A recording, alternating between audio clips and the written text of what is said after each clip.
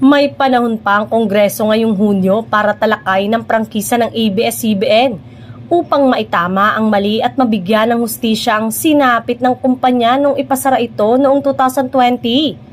Ayon pa kay Rodriguez, hindi nga makatarungan ang pagpapasara sa ABS-CBN.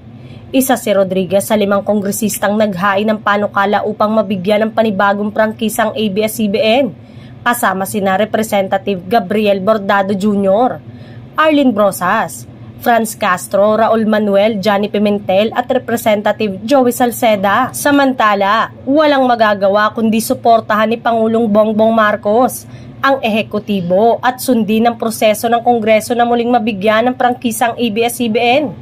Kapag naayos nila yan at naareglo nila ang mga nakita noon sa hearing ng ABS-CBN, kung maayos nila, edi ibalik natin yung application nila sa Committee on Franchises doon sa House of Representatives.